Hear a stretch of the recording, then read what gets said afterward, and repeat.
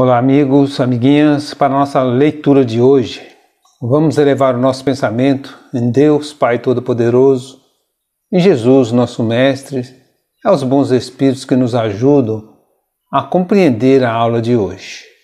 Que assim seja, graças a Deus, graças a Jesus. Nós vamos falar hoje do programa complementar, módulo 4, roteiro 3.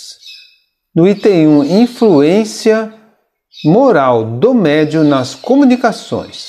A influência moral do médium nas comunicações mediúnicas baseia-se, de um modo geral, na simpatia que ele sente pelos espíritos comunicantes. Porquanto, se estes não lhes são simpáticos, pode ele alterar-lhes as respostas e assimilá-las às suas próprias ideias e a seus pendores. Então, se o médium não é simpático àquele tipo de espírito, ou àquele espírito comunicante, ele pode usar a ideia dele, colocar alguma coisa na mensagem. Vocês estão ouvindo os barulhos dos periquitos aí? Agora é a hora dos periquitos aqui na minha casa. Continuando. Não influencia, porém, os próprios espíritos autores das respostas. Constitui-se apenas um mau intérprete. Então, o médium ele não influencia o espírito, apenas ele é um mau intérprete. Sendo assim, os espíritos naturalmente procuram o intérprete que mais simpatize com eles e que lhes exprima com mais exatidão os pensamentos. Não havendo entre eles simpatia, o espírito do médium é um antagonista que oferece certa resistência e se torna um intérprete de má qualidade e muitas vezes infiel. Então, o médium, é um intérprete ruim e infiel, porque não exprime aquilo que o espírito passa. Portanto, embora a faculdade mediúnica se radique no organismo e independa da moral, o mesmo não se dá com seu uso, que pode ser bom ou mal conforme as qualidades do médium. Então, a gente sabe que a mediunidade ela é própria do organismo, porém, o médium que sabe como vai usá-la. Pode usar bem ou mal. Isso tudo está lá no Livro dos Médiuns, no capítulo 19. De fato, se o médium, do ponto de vista da execução, não passa de um instrumento, exerce, todavia, influência muito grande sobre o aspecto moral. Pois que, para se comunicar, o espírito desencarnado se identifica com o espírito do médium. Esta identificação não se pode verificar se não havendo entre um e outro simpatia. E assim é lícito dizer afinidade. Então, se não tem afinidade entre um e outro, entre o espírito do médium e o espírito comunicante, a comunicação não pode ser boa. A alma exerce sobre o espírito livre uma espécie de atração ou de repulsão conforme o grau de semelhança existente entre eles. Ora, os bons têm afinidade com os bons e os maus com os maus, de onde se segue que as qualidades morais do médium exercem influência capital sobre a natureza dos espíritos que por ele se comunicam. Então, a influência moral do médium influi nos tipos de comunicação que ele vai dar. Se o médium é vicioso, em torno dele se vêm agrupar os espíritos inferiores, sempre prontos a tomar o lugar dos bons espíritos evocados. Então, se o médium é vicioso, se o médium não tem uma boa moral, mesmo que ele evocar um bom espírito, vai vir, como ele diz aqui, os espíritos inferiores, no lugar do espírito superior. As qualidades que, de preferência, atraem os bons espíritos são a bondade, a benevolência, a simplicidade do coração, o amor ao próximo, o desprendimento das coisas materiais. Isso atrai bons espíritos. Isso faz parte da boa moral do médium. Os defeitos que os afastam são o orgulho, o egoísmo, a inveja, o ciúme, o ódio, a cupidez, a sensualidade e todas as paixões que escravizam o homem à matéria. Então tudo isso vai afastar um bom espírito ou vai atrair espíritos inferiores. De todos esses defeitos, o que os espíritos inferiores exploram com mais habilidade é o orgulho, porque é o que a criatura menos confessa de si mesma.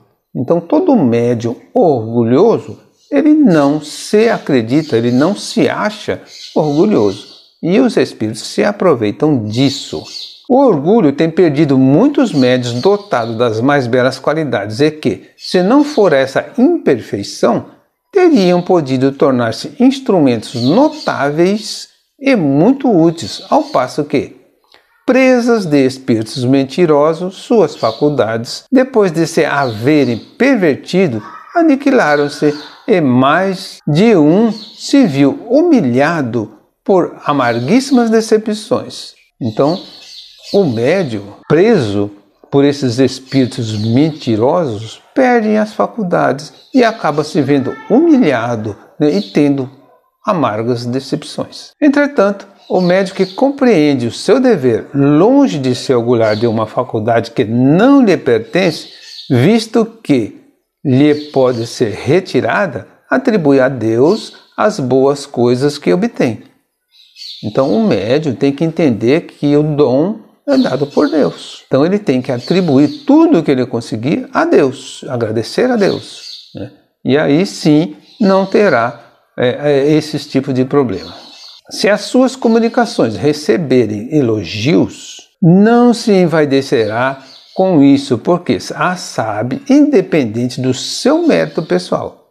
Agradece a Deus o haver consentido por seu intermédio bons espíritos se manifestarem. Então o médium, o médium que tem uma boa moral, ele não aceita elogios. Não aceita elogios, né? Ele sabe que se aquilo aconteceu, foi Deus que providenciou, por intermédio de Deus. Se dão lugar à crítica, não se ofende porque não são obra do seu próprio espírito. Ao contrário, reconhece no seu íntimo que não foi um instrumento bom e que não dispõe de todas as qualidades necessárias a obstar a imiscuência dos espíritos atrasados. Então aqui nós temos esse termo, né? Obstar a imiscuência, né? A se opor, né, à interferência dos espíritos atrasados. Então o médium, né, ele entende, quando ele recebe uma crítica, ele entende que ele não foi um bom médium e não conseguiu se livrar daquela influência. Cuida, então, de adquirir essas qualidades e suplica, por meio da prece, as forças que lhe faltam. Isso está lá também no Evangelho segundo o Espiritismo, no capítulo 28, item 9, que fala das preces de evocação, né? Sobre o assunto, o Espírito Erasto dá-nos a seguinte instrução. Em tese geral, pode afirmar-se que os espíritos atraem espíritos que lhes são similares e, raramente, os espíritos das presas elevadas se comunicam por aparelhos mal condutores. Quando tem à mão bons aparelhos mediúnicos, bons médios, numa palavra, né? Então os espíritos superiores, né, eles não vão se preocupar em dar uma comunicação com um médium ruim ou mau, quando ele tem ali do lado médiuns bons que podem receber a comunicação. Então vai dar preferência ao bom médium. Os médiuns levianos e pouco sérios atraem, pois, espíritos da mesma natureza. Por isso é que as suas comunicações se mostram cheias de banalidades, frivolidades, ideias truncadas e, não raro, muito heterodoxas espiriticamente falando. Então as ideias, as mensagens não têm muito vínculo espírita, né? E são coisas truncadas, ideias frívolas, ideias erradas. Certamente podem eles dizer e às vezes dizem coisas aproveitáveis. Mas nesse caso principalmente é que um exame severo e escrupuloso se faz necessário porquanto de envolta com essas coisas aproveitáveis. Então você faz uma coisinha aproveitável e o resto todo da mensagem não é aproveitável. Então tem que se fazer um exame rigoroso. Espíritos hipócritas insinuam com habilidade e preconcebida perfídia fatos de sua inventionice, asserções mentirosas a fim de iludir a boa-fé dos que lhes dispensam atenção. Então, os espíritos mentirosos, eles criam ideias, invencionistas, como ele diz aqui, para iludir aqueles de boa fé. Onde, porém, a influência moral do médium se faz realmente sentir é quando ele substitui pelas que lhes são pessoais as ideias que os espíritos se esforçam por lhes sugerir, e também quando tira da sua imaginação teorias fantásticas que, da boa fé, julga resultarem de uma comunicação intuitiva. Então a gente entende que o médium, a influência do médium, ela pode prejudicar uma mensagem, porque o médium, ele acha, ou de boa fé, com teorias fantásticas, que deve modificar a mensagem. E aí também ele atrapalha a influência do médium na mensagem. Ele atrapalha aquela comunicação. É de apostar-se, então, 1000 contra 1, que isso não passa de reflexo do próprio espírito do médium. Dá-se mesmo o fato curioso de mover-se a mão do médium quase mecanicamente, às vezes impelida por um espírito secundário e zombeteiro. Então o médium pode até estar escrevendo, como diz aqui, Moveira, mas o espírito é um espírito secundário, zombeteiro. É essa a pedra de toque contra a qual vem quebrar-se as imaginações ardentes. Por isso que, arrebatados pelo ímpeto de suas próprias ideias, pelas lantejoulas de seus conhecimentos literários, os médios desconhecem o ditado modesto de um espírito criterioso e, abandonando-a presa pela sombra, o substitui por uma parafrase empolada. Então, o médium, às vezes, achando que tem ideias boas, que ele é instruído, tem conhecimentos literários, ele substitui uma mensagem boa por coisas empoladas, como ele diz aqui, parafraseando alguma coisa que o Espírito disse, que não entra no assunto, que não corresponde à mensagem passada. Contra esse escolho, terrivelmente, vem igualmente chocar-se as personalidades ambiciosas que, em falta das comunicações que os bons espíritos lhe recusam, apresentam suas próprias obras como sendo desses espíritos. Então, o médium não consegue ter uma boa mensagem e ele coloca uma mensagem dele dizendo que é de algum espírito. Na dúvida, abstente, diz um dos vossos velhos provérbios. Não admitais, portanto, senão o que seja aos vossos olhos de manifesta evidência. Então a gente deve passar mensagem que realmente é boa. Porque se tiver qualquer coisa de ruim ou de incompreensível, não devemos passar à frente. Desde que uma opinião nova venha a ser expendida, por pouco que vos pareça duvidosa, fazei-a passar pelo crisol da razão e da lógica e rejeitai desassombradamente o que a razão e o bom senso reprovarem. Então, se não tem certeza, rejeita. Melhor é repelir 10 verdades do que admitir uma única falsidade. Uma só teoria errônea. Efetivamente, sobre essa teoria, podereis edificar um sistema completo que desmoronaria ao primeiro sopro da verdade como um monumento edificado sobre a areia movediça, ao passo que, se rejeitardes hoje algumas verdades porque não vos são demonstradas clara e logicamente, mais tarde um fato brutal ou uma demonstração irrefutável virá afirmar-vos a sua autenticidade. Então, como ele diz, mais vale rejeitar as verdades do que aprovar uma falsidade. E se alguma verdade foi rejeitada, futuramente você pode ter novamente aquela mensagem com provas de que realmente é uma coisa certa. A par do ensino geral sobre este assunto, é importante ressaltar o trabalho específico de socorro aos espíritos sofredores, no exercício do qual médiuns prestimosos doam os seus recursos mediúnicos em auxílio de espíritos em nível evolutivo inferior ao seu. Então, aqui já é outro assunto. É um socorro que o médium está prestando aos espíritos em um nível inferior ao seu. Aí a mensagem que vem né, não tem muita importância, seria um socorro, saber o que o espírito precisa para ajudar. Não se trata aí do intercâmbio com o espírito simpático ao médium, mas de tarefa de sacrifício por amor, supervisionada pelos orientadores espirituais.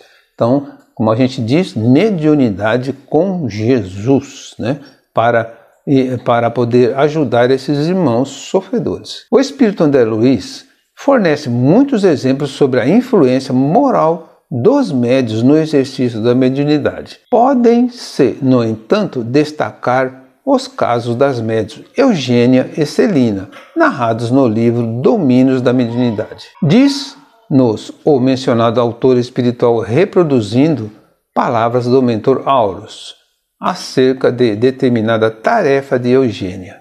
Então, André Luiz está comentando uma tarefa da médium Eugênia. É o fenômeno da psicofonia consciente ou trabalho dos médiuns falantes. Então ela está consciente passando uma mensagem. Embora senhoreando as forças de Eugênia, o hóspede enfermo do nosso plano permanentemente controlado por ela. Embora senhoreando as forças de Eugênia, o hóspede enfermo do nosso plano permanece controlado por ela, a quem se emana pela corrente nervosa, através da qual estará nossa irmã informada de todas as palavras que ele mentalize e pretenda dizer. Então, ele está, através do sistema nervoso, transmitindo para ela tudo o que ele sente e o que ele quer dizer. Efetivamente, aposta-se ele temporariamente do órgão vocal de nossa amiga, apropriando-se do seu mundo sensório. Então, apropriando-se dos órgãos sensoriais, conseguindo enxergar, ouvir e raciocinar com algum equilíbrio por intermédio das energias dela. Mas Eugênia comanda firme as rédeas da própria vontade, agindo qual se fosse enfermeira, concordando com os caprichos de um doente no objetivo de auxiliá-lo. Então, embora ele domine os órgãos vocais sensoriais, ela comanda firmemente para não deixar que ele extrapole. Esse capricho, porém, deve ser limitado, porque consciente de todas as intenções do companheiro infortunado a quem empresta o seu carro físico, nossa amiga reserva-se o direito de corrigi-lo em qualquer inconveniência. Então a médium pode corrigi-lo em qualquer inconveniência. Então, se o espírito quer gritar, quer bater, quer pular, quer se jogar no chão, a médium tem que corrigir. Não pode deixar que ele faça isso. Pela corrente nervosa, conhecer-se-á as palavras na formação, apreciando-as previamente, de vez que os impulsos mentais dele lhes percutem sobre o pensamento como verdadeiras marteladas. Pode, assim, frustrar-lhe qualquer abuso, fiscalizando-lhe os propósitos e expressões, porque se trata de uma entidade que lhe é inferior, pela perturbação e pelo sofrimento em que se encontra, e a cujo nível não deve arremessar-se se quiser ser útil. Então, a médium não pode baixar ou descer, ao nível do espírito. E ela deve controlar qualquer propósito, qualquer expressão que ele venha trazer, que seja uma perturbação, no ambiente. O espírito em turvação é um alienado mental, requisitando auxílio. Nessas sessões de caridade, qual a que presenciamos, o primeiro socorrista é um médium que o recebe, mas se o socorrista cai no padrão vibratório do necessitado que lhe roga serviço, há pouca esperança no amparo eficiente. Então, se um médium entra no padrão vibratório do espírito, ele não pode nem ajudar. O médium, pois, quando integrado nas responsabilidades que esposa, tem o dever de colaborar na preservação da ordem e da respeitabilidade na obra de assistência aos desencarnados, permitindo-lhe a livre manifestação apenas até o ponto em que essa manifestação não colida com a harmonia necessária ao conjunto e com a dignidade imprescindível do recinto. Então o médium tem que dar liberdade até certo ponto, né? Não pode deixar ele extrapolar. A assistência mediúnica prestada por Celina através do fenômeno de psicofonia sonambúlica é assim relatado por André Luiz. A nobre senhora fitou o desesperado visitante, espírito desencarnado, né, com manifesta simpatia e atribuiu-lhe os braços, auxiliando a senhorear-se o veículo físico. Então a médium, aí, a Celina, ela teve médium vidente, ela viu o espírito e ajudou a senhorear-se o veículo físico, ajudou a se aproximar do corpo físico do médium. Qual se for atraído por vigoroso ímã, o sofredor arrojou-se sobre a organização física da médium, colando-se a ela instintivamente. Auxiliado pelo guardião que o trazia, sentou-se com dificuldade, afigurando-se-me intensivamente ligado ao cérebro mediúnico. Então o espírito, né, ele veio auxiliado pelo guardião, o guardião da casa, o guardião dos trabalhos, e foi trazido ali, né, para a médium, e ele se assenhorou, como diz aqui o termo, né, com a médium. Ele achou aquela médium com energias simpáticas a ele. Se Eugênia revelava-se benemérita enfermeira, Dona Celina surgia aos nossos olhos por abnegada mãezinha, tal a devoção afetiva para com o hóspede infortunado. Então a Eugênia era a médium que estava recepcionando aí aquele espírito, aquele bonzinho. E a Celina estava ajudando, né? Como uma mãezinha, ajudando. Dela partiam fios brilhantes a envolvê-lo inteiramente, e o recém-chegado, em vista disso, não obstante senhor de si, demonstrava-se criteriosamente controlado. Assemelhava-se a um peixe em furiosa reação entre os estreitos limites de um recipiente que, em vão, procurava dilacerar. Então, a Celina seria aí aquele médium que auxilia na comunicação, né? Então, ela estava emitindo raios, né, energias sobre aquele espírito para ajudá-lo e, ao mesmo tempo, controlá-lo. Projetava de si estiletes de trava que se fundiam na luz com que Celina, que é a alma da Celina, né, ou rodeava dedicada. Tentava gritar impropérios, mas debalde. A médium era um instrumento passivo no exterior. Entretanto, nas profundezas do ser, mostrava as qualidades morais positivas que lhe eram conquista inalienável, impedindo aquele irmão de qualquer manifestação menos digna.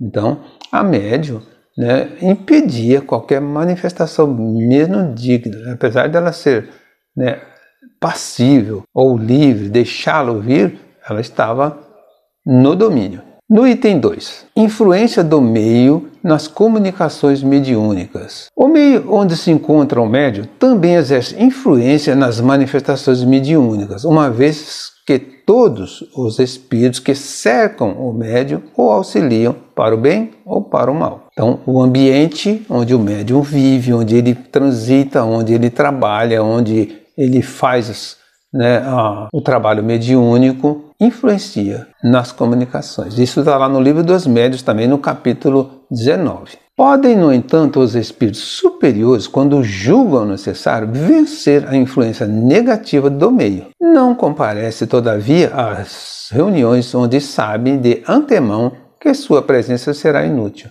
Então, os espíritos superiores, eles podem até vir, mesmo que o ambiente não seja propício. Mas se ele sabe que a reunião é inútil, é fútil, então ele não vem. Junto a pessoas pouco instruídas, mas sinceras, eles, de boa mente, se apresentam, ainda mesmo quando ali não encontram bons instrumentos mediúnicos. Então, mesmo que a pessoa não tenha instrução, se tem boa mente, se são pessoas boas, eles vêm. Não vão, porém, aos ambientes instruídos onde predomina a ironia.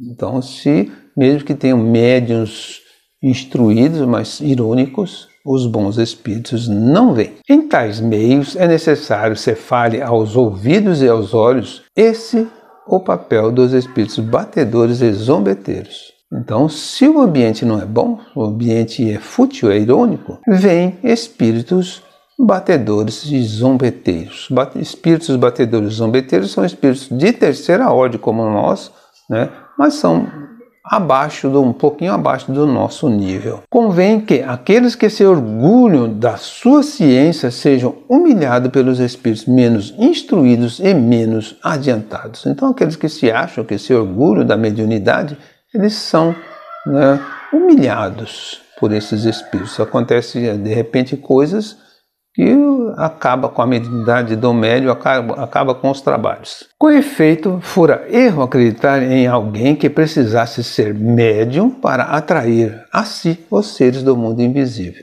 Então não precisa ser médium para atrair os espíritos. Eles povoam o espaço, temo-los incessantemente em torno de nós, ao nosso lado, vendo-nos, observando-nos, intervindo em nossas reuniões, seguindo-nos ou evitando-nos conforme os atraímos ou repelimos. Então os espíritos se acotovelam ao nosso lado, estão ao nosso lado, seja médium ou não. Todos nós temos a mediunidade, mas não precisa ser médium para atrair os espíritos. A faculdade mediúnica em nada influi para isto. Ela mais não é do que um meio de comunicação. Então, a faculdade mediúnica é só comunicação, mas não quer dizer que os espíritos vão sair de perto de você, ou que não venham para perto. De acordo com o que já foi dito a respeito das causas de simpatia e antipatia entre os espíritos, no roteiro 7 e roteiro 8 lá do módulo 1. Nós já falamos sobre isso no módulo 1. Facilmente se compreenderá que devemos estar cercados daqueles que têm afinidade com o nosso próprio espírito, conforme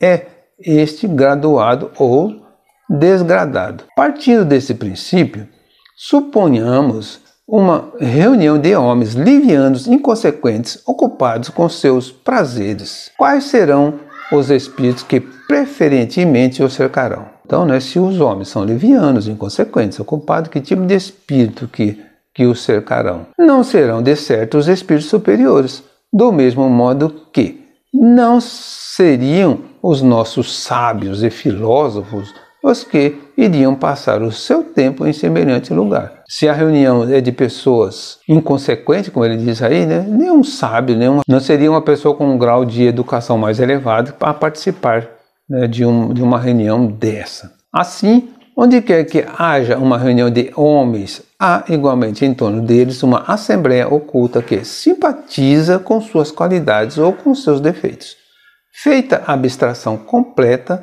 de toda a ideia de evocação. Então não precisa nem evocar, só se reunir, ali está também ao redor deles uma grande quantidade de espíritos. Admitamos agora que tais homens tenham a possibilidade de se comunicar com seres do mundo invisível por meio de um intérprete, isto é, por um médium. Quais serão os que lhes responderão o chamado? Então está falando dos homens inconsequentes. Então quem vai responder o chamado? Evidentemente os que os estão rodeando de muito perto, à espreita de uma ocasião para se comunicarem. Se numa assembleia fútil chamarem um espírito superior, este poderá vir e até proferir algumas palavras ponderosas, como um bom pastor que acode ao chamamento de suas ovelhas desgarradas. Porém, desde que não se veja compreendido nem ouvido, retira-se como em seu lugar faria qualquer de nós, ficando os outros com o campo livre. Então o espírito bom, o espírito superior, ele até vem, mas se ele não se vê compreendido, ele se retira e deixa o campo livre para outros espíritos inferiores. No entanto, nem sempre basta que uma assembleia seja séria para receber comunicações de ordem elevada. Há pessoas que nunca riem e cujo coração nem por isso é puro. Ora, o coração, sobretudo, é que atrai os bons espíritos. Nenhuma condição moral exclui as comunicações espíritas. Os que, porém, estão em más condições esses se comunicam com os que lhes são semelhantes, os quais não deixam de enganar e de lisonjear os preconceitos. Então, se a pessoa não tem uma condição moral muito boa, ele vai atrair os semelhantes. E esses semelhantes vão, como diz aqui, lisonjear, vão começar a agradar, né? Tudo que ele faz de errado e eles ficam lisonjeando. Por aí, você vê a influência enorme que o meio exerce sobre a natureza das manifestações inteligentes. Então, por aí dá para a gente ver que as manifestações são influenciadas por esses espíritos que ficam rodeando os médiuns. O espírito André Luiz, na obra Nos Domínios da Benignidade, ao tratar de uma reunião de efeitos físicos para socorro a enfermos no plano físico, refere-se ao comportamento negativo de alguns irmãos encarnados, desatentos aos altos objetivos da referida sessão. Então, médiuns que vão num trabalho mediúnico estão desatentos ao trabalho mediúnico, aquilo que está acontecendo ali. Alguns encarnados, como habitualmente acontece, não tomavam a sério as responsabilidades do assunto e traziam consigo emanações tóxicas oriundas do abuso da nicotina, da carne e aperitivos, além das formas pensamentos menos adequadas à tarefa que o grupo devia realizar. Então os médiuns vêm para o trabalho mediúnico intoxicados com nicotina, com carne, com aperitivos e com pensamentos errados, né? Formas de pensamento, como ele diz aqui. E aí vai atrapalhar os trabalhos, é lógico. Prosseguindo, reproduz o comentário do assistente Aulus. Então aí o Aulus comenta essa situação, né? A posição neuropsíquica dos companheiros encarnados que nos compartilham a tarefa, no momento, não ajuda. Então, os médiuns desse tipo não ajudam na mesa mediúnica, no trabalho mediúnico. Absolvem-nos os recursos sem retribuição que nos indenize. De alguma sorte, a despesa de fluidos laboriosamente trabalhados. Então, o médium está ali, em vez de ele ajudar, ele absorve os fluidos, não faz nada para indenizar, como ele diz aqui, né? E acaba prejudicando um trabalho duro, laborioso. Em seguida, acrescenta o mencionado autor. Efetivamente, escuras emissões mentais esguichavam, contínuas, entrechocando-se de maneira lastimável. Então, os médiuns, além disso, ficavam com pensamentos errados, né? Emanando aí pensamentos errados. Os amigos ainda na carne mais se nos figuravam crianças inconscientes. Então os médios pareciam crianças, ali numa brincadeira, não estavam levando a sério. Pensavam em termos indesejáveis, expressando petições absurdas, no aparente silêncio a que se acomodavam irrequietos. Então irrequietos ali ficavam pensando coisas absurdas, inconsequentes.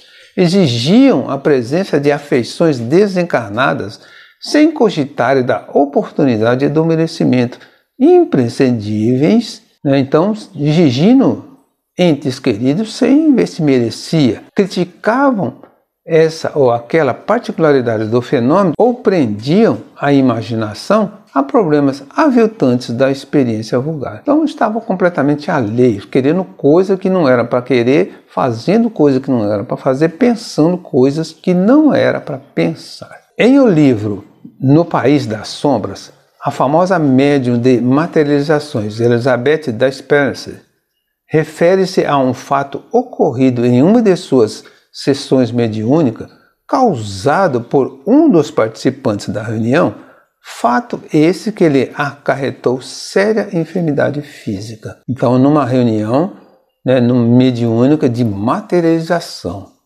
essa médium teve um problema sério com um dos participantes. São suas palavras. O triunfo que tinha coroado as nossas experiências havia-me, em grande parte, cegado acerca das condições exigidas para a produção das manifestações espíritas. Então ela estava meio fascinada, né?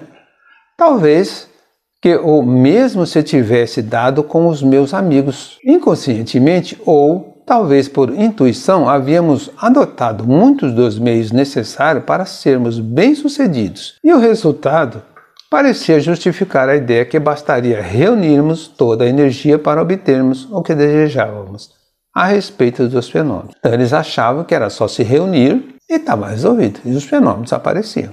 Como os fatos se produziam é o que não podíamos compreender. Sabíamos que a presença de certas pessoas os favorecia, ao passo que a de outras os contrariava. O nosso constante êxito foi para nós uma fonte de perigos. Continua adiante. Não sei como a sessão principiou. Tinha visto Yolanda é um espírito materializado, né? Como era uma sessão de materialização, então essa Yolanda era o espírito que se materializava através dessa médium Elizabeth. Então tinha visto Yolanda colocar seu jarro no ombro e sair do gabinete. Mais tarde, entretanto, soube o que se passou. O que experimentei foi uma sensação angustiosa e horrível, como se me quisessem sufocar ou esmagar, como se eu fosse uma boneca de borracha violentamente apertada nos braços de uma pessoa. Depois, senti-me invadida pelo terror, constrangida pela agonia da dor. Julguei-me que ia perder a razão e precipitar-me num abismo medonho, onde nada havia, nada ouvia, nada compreendia, a não ser o eco de um grito penetrante que parecia vir de longe. Sentia-me cair, mas não sabia em que lugar. Tentava segurar-me, prender-me a alguma coisa, mas o apoio faltava-me. Desmaiei e só tornei a mim para estremecer de horror com a ideia de haver recebido um golpe mortal. Os meus sentidos pareciam dispersos e não foi senão aos poucos que pude concentrá-los suficientemente para compreender o que sucedera. Então, depois de todo esse sofrimento, ela conseguiu compreender o que aconteceu. Yolanda era o espírito materializado, né? Yolanda tinha sido agarrada por alguém que a tomou por mim própria. Então, alguém agarrou a materialização. E isso prejudicou, né, todo o trabalho, prejudicou a médium que estava ali, né, exalando, né, o seu fluido. Foi o que me contaram. Esse fato era tão extraordinário que, se me não achasse em tão penoso estado de prostração, eu teria rido.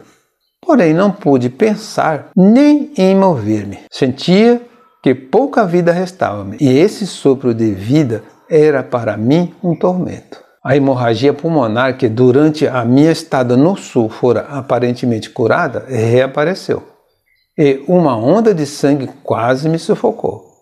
Dessa sessão resultou para mim uma longa e grave enfermidade, que fez demorar por muitas semanas a nossa partida da Inglaterra, pois que eu não podia ser transportada. Então ela ficou tão mal, a médium ficou tão mal lá na Inglaterra, que ela não podia nem ser transportada por ação de uma pessoa inconsequente, uma pessoa que achou que aquela manifestação era a própria médium. Foi lá e apertou a materialização. Sendo assim, por tudo que foi exposto, evidencia-se para todos aqueles que se dedicam ao trato da mediunidade a necessidade de empreenderem os melhores esforços para a própria renovação moral, buscando, dia a dia, transformar as antigas imperfeições em valores positivos da alma, uma vez que só desse modo encontrarão a paz da consciência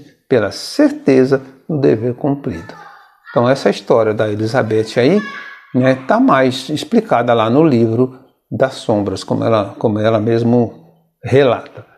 Mas é muito importante que todo médium entenda que o nosso trabalho, a nossa mediunidade é com Jesus.